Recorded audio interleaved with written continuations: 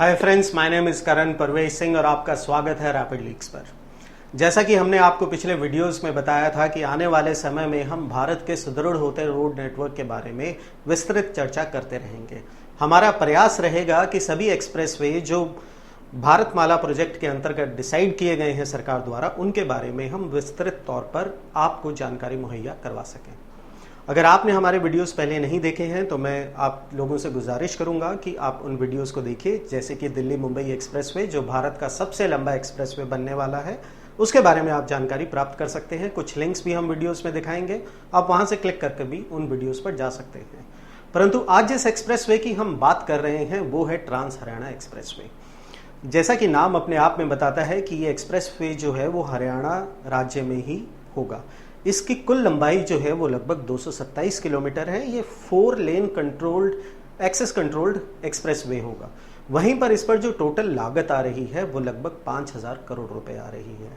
अगर इसकी समय सीमा की हम बात करें तो ऐसा शुरुआत में जब इसका शिलान्यास किया गया था तब ये कहा गया था कि 2021 के अंत तक ये एक्सप्रेसवे बनकर तैयार हो जाएगा, परंतु हम सब जानते हैं कि कोरोना महामारी के चलते बहुत सारे प्रोजेक्ट्स डिले हुए हैं और ये भी उनमें से एक प्रोजेक्ट है। अब इसकी जो डेडलाइन है वो एक्सटेंड करके फरवरी 2022 तक कर दी गई है। इस एक्सप्रेसवे को बनाने का जो प्रमुख कारण है वो है भारत के 2 बड़े शहर अंबाला और जयपुर, उनके बीच की कनेक्टिविटी को सुधारना, उनके बीच का ट्रैवल टाइम जो है उसे कम करना। ये एक्सप्रेसवे जो है, दूसरी खासियत इसकी जो होगी, ये अंबाला कोटपुतली इकोनॉमिक कॉरिडोर जो बनाया जा रहा है उसका एक महत्वपूर्ण हिस्सा होगा। तीसरी खासियत की अगर हम बात करें तो इसे एक विकल्प के तौर पर डेवलप किया जा रहा है उन लोगों के लिए जो हरियाणा से राजस्थान जाना चाहते हैं और वो दिल्ली को बाईपास करना चाहते हैं। तो इस एक्सप्रेसवे की ये तीसरी सबसे बड़ी खासियत है।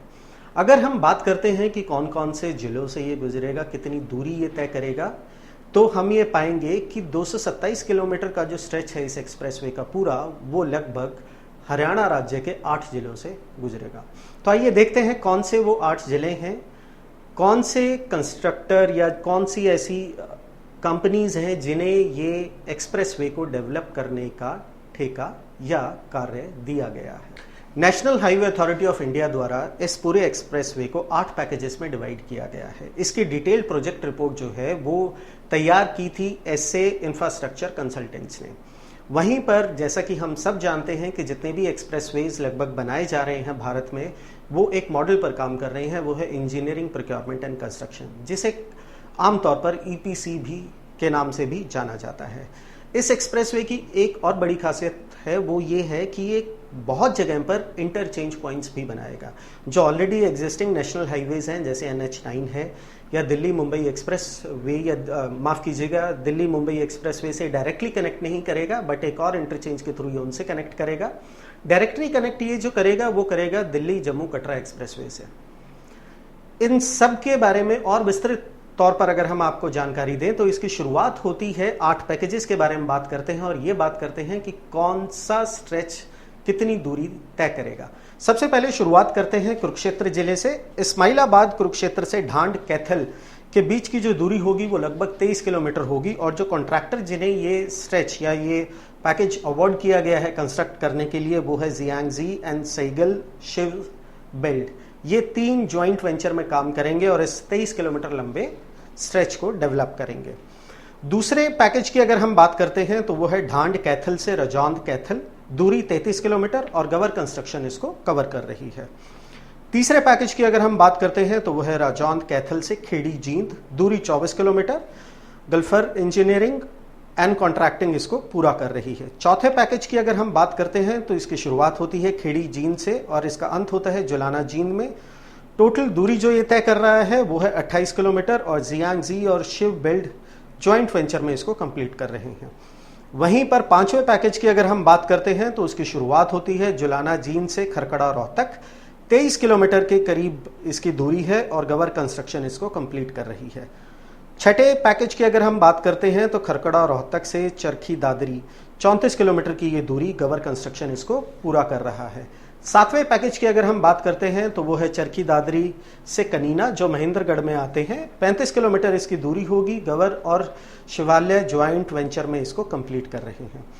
वहीं पर आठवें और फाइनल पैकेज की अगर हम बात करते हैं तो कनीना, जो महेंद्रगढ़ में है, से नारनौल, दूरी लगभग 27 किलोमीटर, और गवर कंस्ट्रक्शन इसको पूरा कर रही है। अभी तक के प्रमुख माइलस्टोन्स या प्रमुख बातें जो इस एक्सप्रेसवे से जुड़ी हुई है उन पर भी एक नज़र डालते हैं। सबसे पहले दिसंबर 2018 में लगभग 1826 हेक्टेयर लैंड इस एक्सप्रेसवे को पूरा करने के लिए प्रोक्योर किया गया था, जिसकी कीमत लगभग 529.29 करोड़ आई थी। जुलाई 2020 में भारत के यूनियन मिनिस्टर श्री नितिन गडकरी ने इसका शिलान्यास किया था। 14 जुलाई 2020 वो तारीख थी और वेबकास्ट के थ्रू इसका शिलान्यास किया गया था। सितंबर 2020 में ये फैसला लिया गया था कि अंबाला नारनौल कोटपुतली जो इकोनॉमिक कॉरिडोर है वो कनेक्ट करेगा दिल्ली मुंबई एक्सप्रेसवे से। और हम ये पहले आपको बता चुके हैं कि ट्रांस हरियाणा एक्सप्रेसवे जो है ये अंबाला कोटपुतली इकोनॉमिक कॉरिडोर का भी एक महत्वपूर्ण हिस्सा होने वाला है।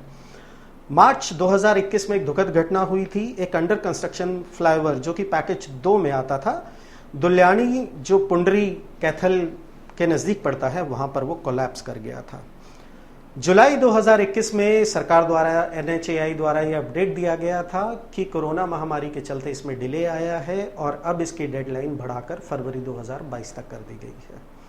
ये प्रमुख पहलू हैं इस एक्सप्रेसवे के। अगर आपके पास इस एक्सप्रेसवे से, अगर आप उन शहरों में, उन गाँव में अगर आप रहते हैं जहाँ से एक्सप्रेसवे गुजर रहा है, आप उसके रीसेंट अपडेट हमारे साथ शेयर करना चाहते हैं तो कृपया कमेंट सेक्शन में ज़रूर लिखिए। आपकी राय हमारे लिए बहुत महत्वपूर्ण है।